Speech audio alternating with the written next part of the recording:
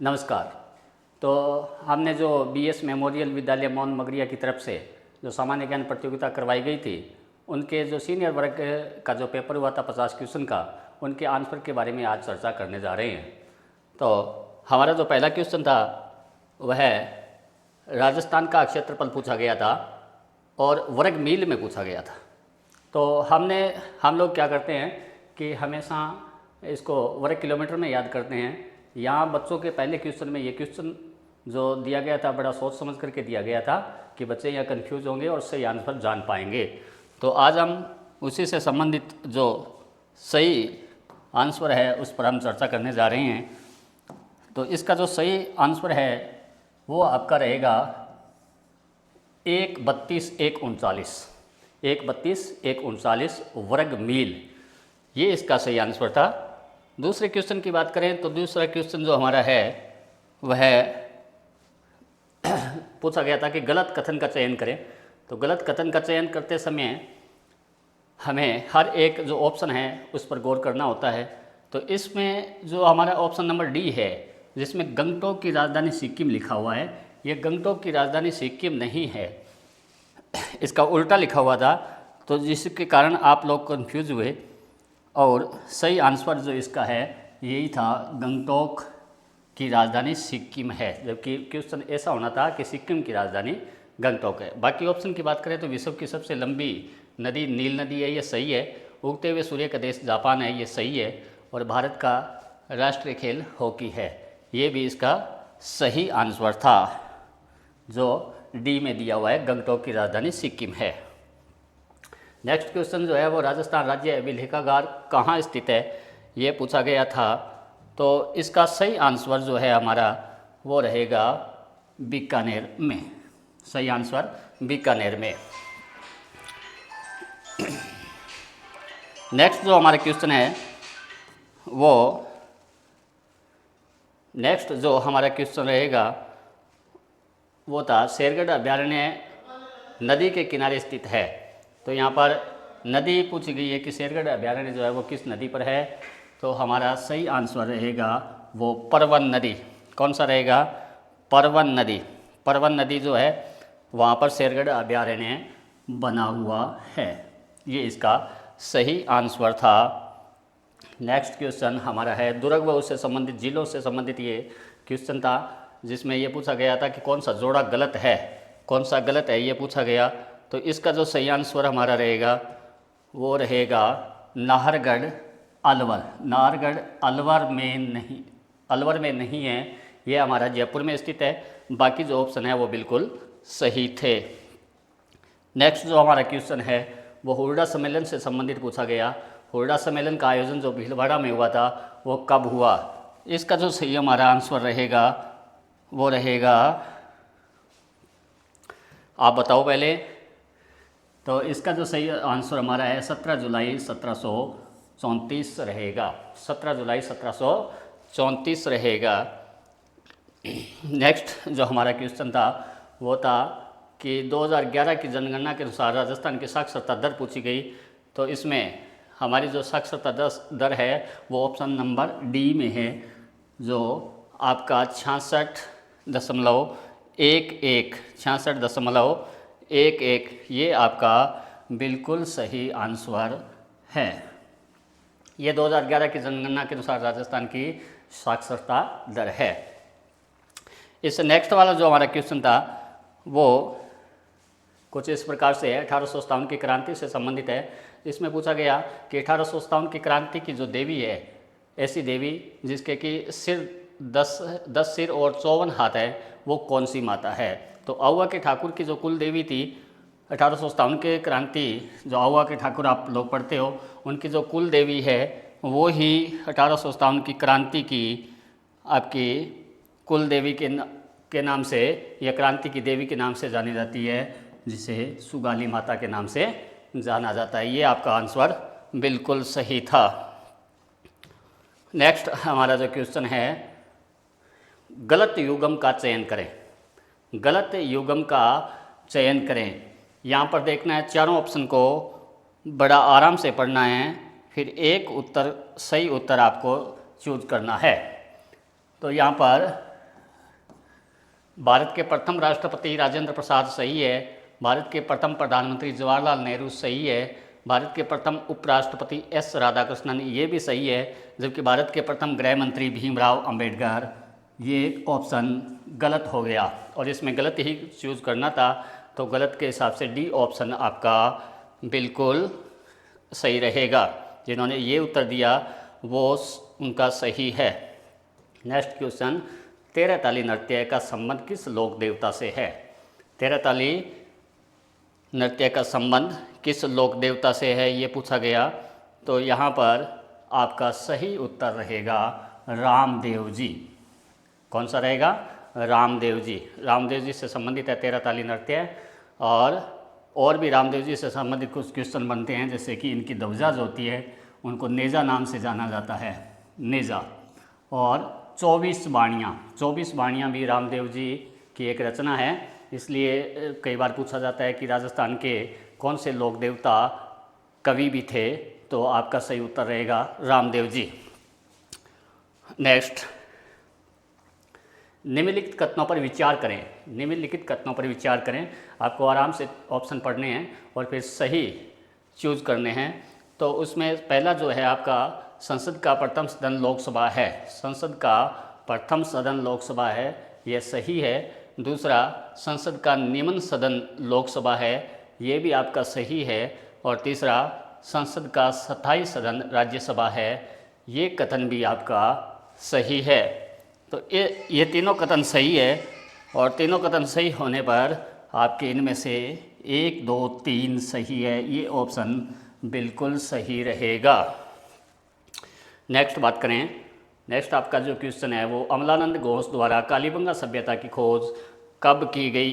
अमलानंद घोष के द्वारा कालीबंगा सभ्यता की खोज कब की गई? इसका सही आंसर रहेगा सन 1952 में।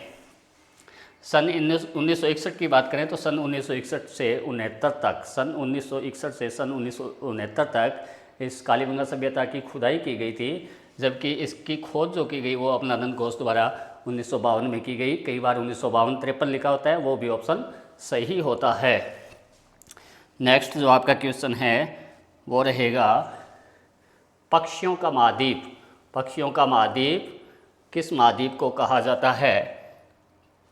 तो आपके जो 7 महाद्वीप है उनमें से एक महाद्वीप जो दक्षिणी अमेरिका महाद्वीप है उसको पक्षियों का महाद्वीप कहा जाता है। कौन सा महाद्वीप कहा जाता है? उसको पक्षियों का महाद्वीप कहा जाता है, दक्षिणी अमेरिका महाद्वीप को। ये इसका राइट आंसर था। नेक्स्ट, मिलान करना था। कुछ उपनाम दिए हुए हैं और उन उपनामों को मिलान करना है जो कि राजस्थान से संबंधित है। तो इसमें सही मिलान करने के लिए बड़ा गौर से पढ़ना ज़रूरी होता है। तो आप पहले देखिएगा, 100 द्वीपों का शहर। 100 द्वीपों का शहर कहते हैं बांसवाड़ा को, राजस्थान का कश्मीर कहते हैं उदयपुर को, और रंगसरी के द्वीप कहा जाता है जयपुर को, और बस्तर नगरी कहा जाता है भीलवाड़ा को। तो इसको देखें तो ऑप्शन में क के साथ मिलान हो रहा है 2 का, और ख का मिलान हो रहा है 1 के साथ, और ग का मिलान 4 के साथ, और घ का मिलान 3 के साथ। तो 2, 1, 4, 3 इसका सही उत्तर था। 2, 1, 4, 3 इसका सही उत्तर है। नेक्स्ट, राष्ट्रीय ऊंट अनुसंधान केंद्र राजस्थान के किस जिले में है? राष्ट्रीय ऊंट अनुसंधान केंद्र राजस्थान के किस जिले में है, ये पूछा गया। तो जोहड़वीर बीकानेर, जोहड़वीर बीकानेर में ये राष्ट्रीय ऊंट अनुसंधान केंद्र है। नेक्स्ट, अक्षय तृतीया या आखा तीज का जो पर्व है वो कब मनाया जाता है? अक्षय तृतीया या आखा तीज का पर्व कब मनाया जाता है?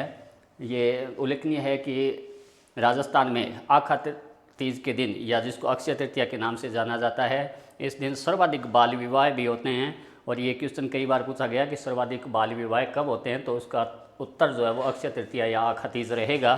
तो यहाँ पर पूछा गया है कि अक्षय तृतीया या आखा तीज का त्यौहार कब मनाया जाता है। इसका जो राइट आंसर है वो आपका रहेगा वैशाख शुक्ल तृतीया को। वैशाख शुक्ल तृतीया को ये अखा तीज का पर्व मनाया जाता है। नेक्स्ट जो हमारा प्रश्न था वो विश्व प्रसिद्ध थेवा कला के लिए राजस्थान के किस जिले को जाना जाता है। विश्व प्रसिद्ध थेवा कला के लिए किस जिले को जाना जाता है, राजस्थान के किस जिले को जाना जाता है। तो इसका सही उत्तर रहेगा प्रतापगढ़। नेक्स्ट जो हमारा प्रश्न था वो था कि मिलान करो, एक बार पुनः वही मिलान करो वाला प्रश्न जो आपका है वो है।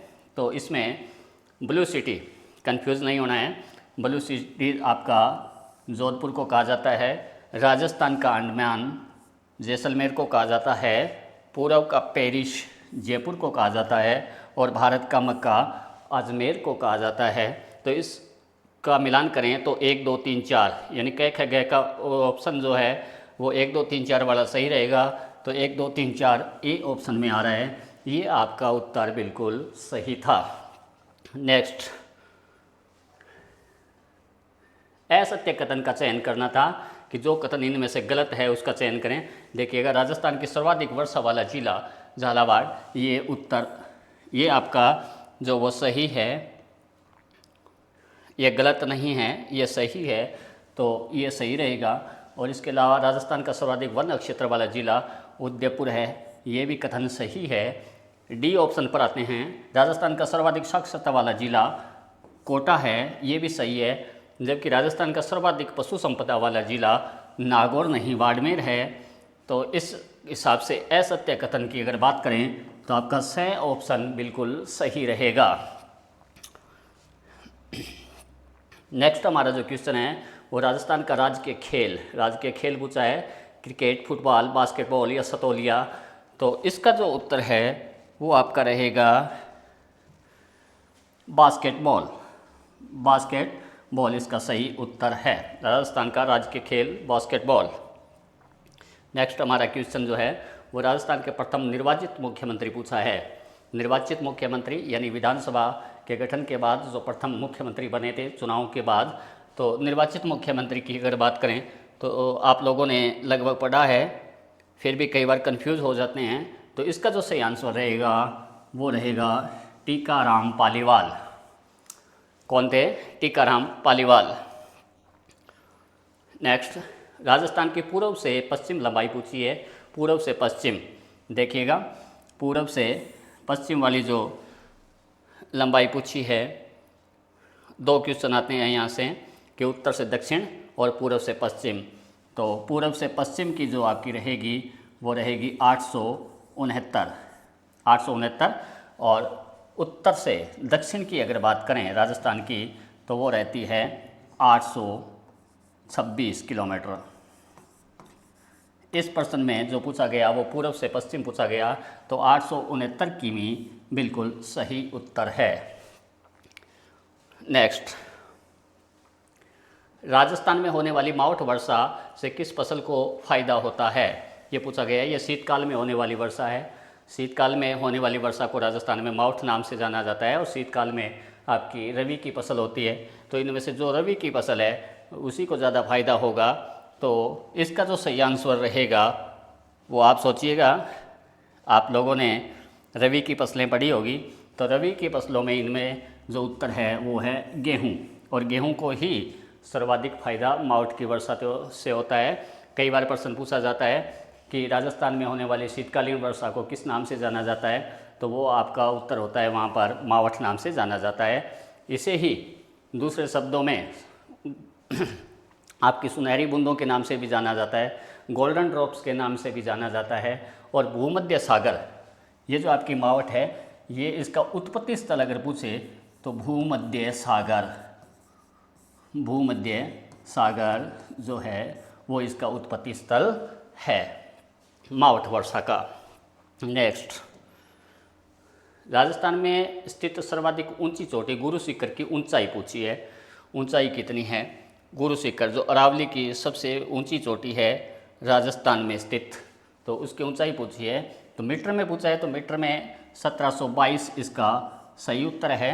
कई बार 1727 मीटर भी दिया होता है, क्योंकि इस चोटी के ऊपर एक मंदिर बना हुआ है, 5 मीटर उसकी ऊंचाई है, उसको अगर 7 जोड़ा जाए तो फिर 1727 हो जाएगा, अन्यथा 1722 रहेगा।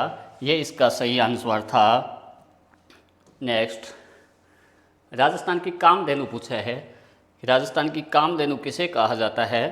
तो राजस्थान की जो कामधेनु है वो राठी गाय को कहा जाता है, ये उत्तर सही। इसके अलावा चंबल नदी को भी राजस्थान की कामधेनु के नाम से जाना जाता है। तो ये दोनों ही ऑप्शन आपके सही थे। इस हिसाब से आपका सी ऑप्शन या स ऑप्शन बिल्कुल सही है। नेक्स्ट, महाराणा प्रताप द्वारा अकबर के विरुद्ध कौन सा युद्ध लड़ा गया। तो ये युद्ध लड़ा गया था हल्दी घाटी का युद्ध। मालवा का युद्ध नहीं, खानवा का युद्ध नहीं, पानीपत का युद्ध नहीं।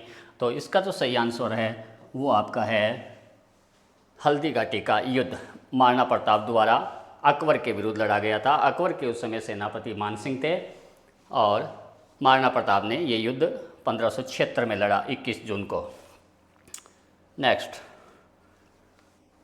राजस्थान के किस जिले में सूर्य की सर्वाधिक तिरछी किरणें पड़ती है। राजस्थान में जो तिरछी किरणों की बात कर रहे हैं तो तिरछी किरणें पड़ेगी गंगानगर में। ये आपका ऑप्शन ए है, ऑप्शन ए बांसवाड़ा में, बी गंगानगर में, सी धौलपुर में और डी जैसलमेर में। तो इसका जो सही आंसर है वो आपका रहेगा गंगानगर में, क्योंकि सूर्य अधिकतम राजस्थान में आता है तो कर्क रेखा तक आ सकता है और कर्क रेखा आपकी है जो वो डूंगरपुर बांसवाड़ा के अंदर से गुजरती है, डूंगरपुर को छूते हुए और बांसवाड़ा के ठीक बीच से गुजरती है। तो उस हिसाब से देखें तो सूर्य उससे ज़्यादा इधर आ नहीं पाता, कर्क रेखा को पार नहीं करता है, कर्क रेखा के ऊपर से वापस चला जाता है। तो ज़्यादा जो तिरछी है वो सर्वाधिक दूर वाला जिला, तो गंगानगर उस कर्क रेखा से सर्वाधिक दूर है, तो तिरछी रेखा वहीं पड़ेगी। और सीधी रेखा अगर पूछ ली जाए तो सर्वाधिक सीधी रेखा आपके डूंगरपुर बांसवाड़ा ही उत्तर रहेगा। नेक्स्ट, महिलाओं द्वारा लटकन आभूषण पहना जाता है। ये क्वेश्चन कंफ्यूज करने वाला था बच्चों के लिए। तो ये जो क्वेश्चन है इसका जो सही उत्तर, एक तो कई बार ये होता है कि बड़ा ऑप्शन देख करके हम उसका उत्तर लगा देते हैं कि ये बड़ा ऑप्शन है, हो सकता है कि यही उत्तर हो। और दूसरा लटकन आभूषण थोड़ा सा ऐसा लगता है कि हो सकता है कि कलाई में ही हो, लेकिन नहीं, इसका जो सही आंसर था वो था कान में। महिलाओं द्वारा लटकन आभूषण कान में पहना जाता है। आभूषणों से संबंधित एक फ़ोटो आती है तो वो चित्र बच्चों को देखना चाहिए, बार बार देखना चाहिए, क्योंकि उसमें महिलाओं के जितने भी आभूषण होते हैं वो सारे के सारे उसमें दिखाए गए हैं। तो 2-4 बार ट्राई करेंगे तो आप लोग भी इन सब को सीख जाएंगे। ऐसे ही एक प्रश्न मैं लिख देता हूँ, आप उसका उत्तर बताने की कोशिश करें कि सटका नामक आभूषण, सटका नामक आभूषण जो है वो कहाँ पहना जाता है, महिलाओं द्वारा कहाँ पहना जाता है। इसका उत्तर आप लोगों को कमेंट में देना है। आप कमेंट बॉक्स में जाकर के इसका उत्तर लिखिएगा, तो देखते हैं कि किसका उत्तर सही आएगा। नेक्स्ट, धामण, करड़ व सेवन। धामण, करड़ व सेवन क्या है ये पूछा गया है। भेड़ की नस्ल है, धोती के प्रकार हैं, मक्का की किस्म है या घास के प्रकार है। ये राजस्थान से संबंधित बहुत से ऐसे पेपर मैंने देखे कि जिसके अंदर इस प्रश्न को बार बार पूछा गया है, क्योंकि राजस्थान की जो शब्दावली है उस शब्दावली के क्वेश्चन जो है वो हर बार परीक्षाओं में पूछे जाते हैं। तो ये कई बार प्रश्न आया हुआ है। धामण, करड़ व सेवण की अगर बात करें तो ये आपका घास के प्रकार हैं। किसके प्रकार हैं? घास के। दामन घास, करड़ घास, सेवन घास, ऐसे कई बार आप लोगों ने सुना भी होगा। नेक्स्ट, हमारा जो क्वेश्चन था वो था राजस्थान राज्य का उच्च न्यायालय कहाँ है। तो राजस्थान राज्य का जो उच्च न्यायालय है वो उच्च न्यायालय हमारा रहेगा जोधपुर में। जोधपुर में। इसकी एक शाखा जयपुर में भी है, लेकिन इस प्रश्न का जो सही आंसर है वो आपका है जोधपुर में। नेक्स्ट, राजस्थान की पाकिस्तान से लगने वाली सीमा की लंबाई पूछी है। राजस्थान की पाकिस्तान से लगने वाली सीमा की जो लंबाई है वो पूछी गई है। तो देखिएगा इसका सही आंसर जो रहेगा वो 1070। इस रेखा का जो नाम है वो है रेड क्लिफ रेखा। रेड क्लिफ महोदय एक इंजीनियर थे जिन्होंने इस रेखा को खींचा था। ये 14 अगस्त को भारत में आए और 15 अगस्त से लेकर 16 अगस्त तक इन्होंने एक निरीक्षण किया और उसके बाद में भारत और पाकिस्तान की सीमा उन्होंने बनाई थी। मुस्लिम बाहुल्य क्षेत्र को एक तरफ किया था और हिंदू बाहुल्य क्षेत्र को एक तरफ किया था।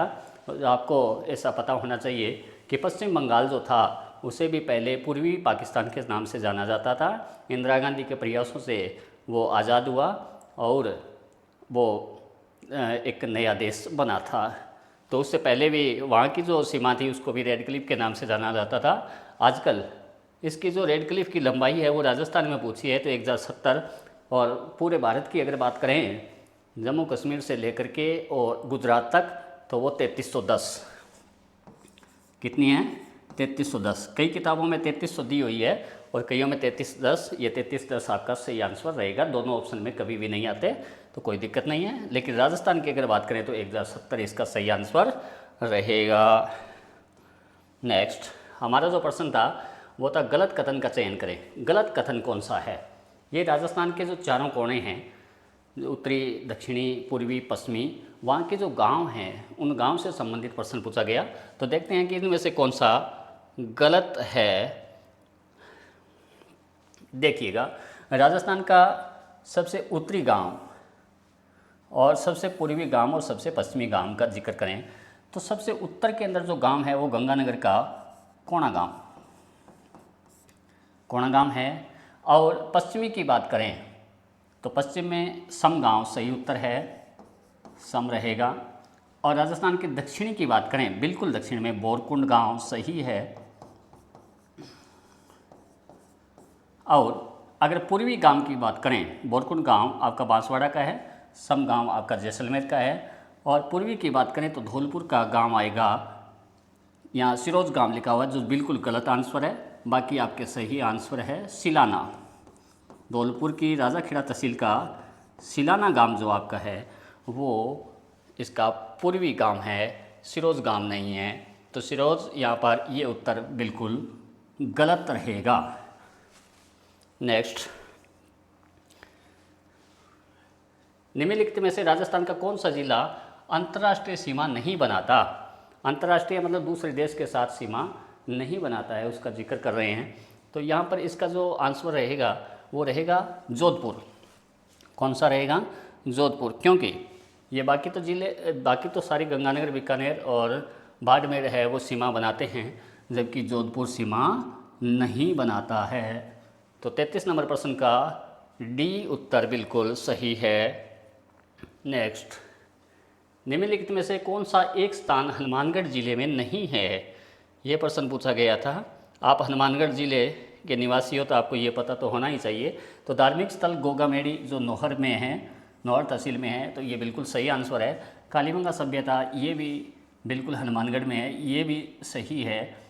जबकि डी में आए तो बटनेर किला, ये भी हनुमानगढ़ की शान है। लेकिन सुरतगढ़ थर्मल पावर जो है वो आपका हनुमानगढ़ जिले में नहीं आता है। तो प्रश्न नंबर 34 का जो सही आंसर है वो रहेगा सी या स उत्तर इसका सही था। नेक्स्ट, जसनाती संप्रदाय द्वारा कौन सा नृत्य किया जाता है?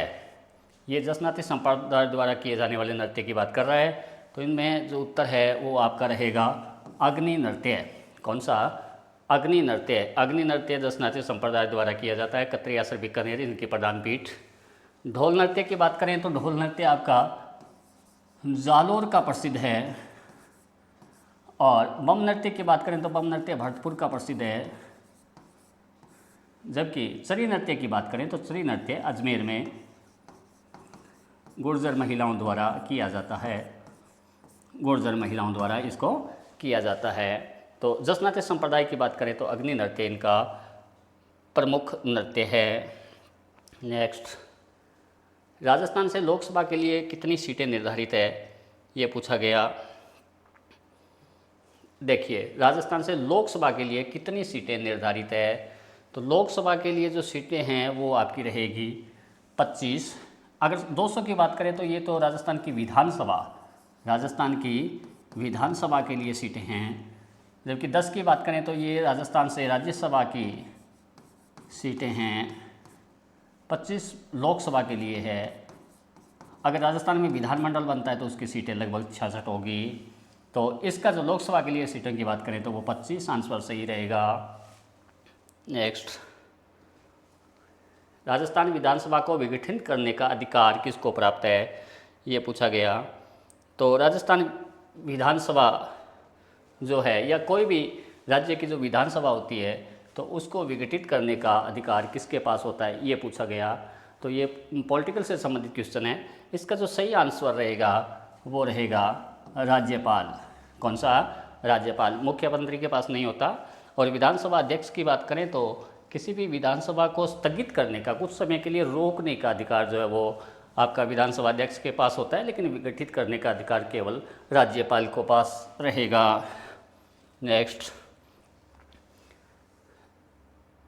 पंचायत के सरपंच पद के लिए न्यूनतम आयु सीमा कितनी है? तो पंचायत के लिए सरपंच पद के उम्मीदवार के लिए जो निर्धारित आयु है वो है 21 वर्ष। कितनी? 21 वर्ष। जबकि 18 वर्ष की बात करें तो मतदान के लिए जो आवश्यक आयु होती है वो होती है 18 वर्ष। जबकि सरपंच पद के उम्मीदवार बनने के लिए 21 वर्ष की आयु निर्धारित की गई है। नेक्स्ट, अब जो प्रश्न आपके सामने है वो है कि भारतीय संविधान के किस भाग को भारत का मेग्ना कार्टा कहा जाता है? तो इस क्वेश्चन का जो सही आंसर रहेगा वो भाग 1, भाग 2, भाग 3, भाग 4 में से सही आंसर आपका भारत का मेग्ना कार्टा भाग 3 को कहा जाता है। जहाँ मूल अधिकारों का वर्णन है वो उस भाग 3 को भारतीय संविधान का मेग्ना कार्टा नाम दिया गया है। नेक्स्ट, अनुच्छेद 51 क में वर्णित नागरिक कर्तव्यों की संख्या पूछी गई है कि नागरिक कर्तव्यों की संख्या कितनी होती है। तो ये प्रत्येक पुस्तक के अंतिम पेज पर अगर आप जाकर के देखेंगे तो 11 कर्तव्यों का वर्णन है। 11वां कर्तव्य जोड़ा गया था, बाद में शिक्षा से संबंधित है।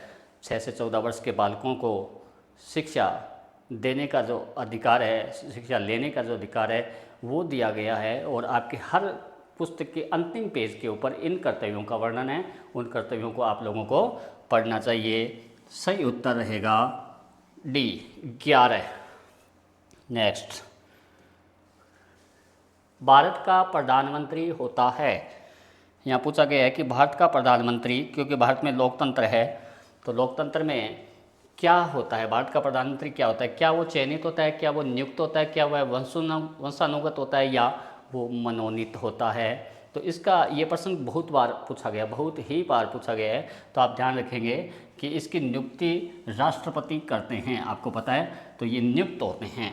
चयनित की बात करें तो ये एक सांसद के रूप में चयनित होते हैं। और ये भी आवश्यक नहीं होता कि जो केवल सांसद चयनित होकर के आते हैं वो ही प्रधानमंत्री बन सकते हैं। ऐसा कई बार भारत में हुआ है कि जो चुनाव हार चुके होते हैं उनको भी प्रधानमंत्री बनाया जा सकता है, लेकिन आगामी 6 माह में उनको राज्यसभा या लोकसभा के संसद के रूप में अपने आप को उतारना पड़ेगा। नेक्स्ट, राजस्थान की प्रथम महिला राज्यपाल कौन थी, ये पूछा गया। अच्छा प्रश्न है, बहुत बार पूछा गया है कि राजस्थान की प्रथम महिला राज्यपाल कौन थी। क्या प्रतिभा पाटिल थी, क्या प्रभा राव थी, मार्गरेट आल्वा या सरोजनी नायडू थी? तो इसका जो सही आंसर आपका रहेगा वो रहेगा प्रतिभा पाटिल। सरोजनी नायडू की बात करें तो ये भारत की प्रथम राज्यपाल थी, उत्तर प्रदेश की बनी थी 1947 में सरोजनी नायडू। जबकि राजस्थान की बात करें तो प्रतिभा पाटिल इसका सही आंसर है। नेक्स्ट, निम्नलिखित में से कौन सा एक इनपुट डिवाइस है? इनपुट डिवाइस पूछा गया। तो कंप्यूटर के ये जो हैं उनमें से मॉनिटर, प्रिंटर, स्पीकर या कीबोर्ड। तो इस क्वेश्चन का जो सही आंसर है ये सारे के सारे आपके आउटपुट है, मॉनिटर, प्रिंटर और स्पीकर। जबकि कीबोर्ड जो आपका है वो इनपुट डिवाइस है। नेक्स्ट, निम्नलिखित में से कौन सा शब्द अशुद्ध लिखा गया है?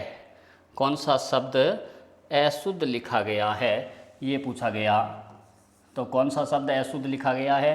तो देखिएगा, अहिल्या सही है, उपर्युक्त सही है, श्रीमती ये भी सही है, जबकि तदोपरांत नहीं होता, ये इसका उत्तर रहेगा। तदोपरांत शब्द गलत लिखा गया है, क्योंकि तत् प्लस उपरांत इनको जोड़ने से तय दय में बदलेगा, उ की मात्रा इसमें लगेगी, तो तदुपरांत रहेगा। क्या बनेगा? तदुपरांत, जबकि यहाँ तदोपरांत लिखा हुआ है, जो कि बिल्कुल अशुद्ध है। कुछ बच्चे ये अहिल्या कि अहिल्या होता होगा, नहीं, ये अहिल्या होता है। उपरोक्त भी कुछ नहीं होता, उपयुक्त होता है। उपरोक्त शब्द गलत होता है, ये भी ध्यान रखें। श्रीमती में बहुत से बच्चे कंफ्यूज होते हैं कि श्रीमती में ती की मात्रा जो है वो छोटी रहेगी, नहीं, ये बिल्कुल शुद्ध है। श्रीमती में ती की मात्रा बड़ी होती है, छोटी नहीं। नेक्स्ट जो आपका क्वेश्चन है कि भाववाचक संज्ञा का शब्द नहीं है। भाववाचक संज्ञा का शब्द नहीं है। भाववाचक संज्ञा के वो शब्द होते हैं जिनको आप आंखों से देख नहीं सकते, छू नहीं सकते, इस प्रकार के शब्द होते हैं। जबकि यहाँ पर बुराई, भलाई, मिठाई और भक्ति शब्द दिए हुए हैं, तो इनमें से मिठाई शब्द भाववाचक संज्ञा नहीं है, ये जातिवाचक संज्ञा है। ये आपका उत्तर सही होना था। नेक्स्ट, प्रकाश का सर्वाधिक वेग होता है। प्रकाश का सर्वाधिक वेग किस अवस्था में होता है? तो देखिएगा कि पानी में, हवा में, ठोस में या निर्वात में।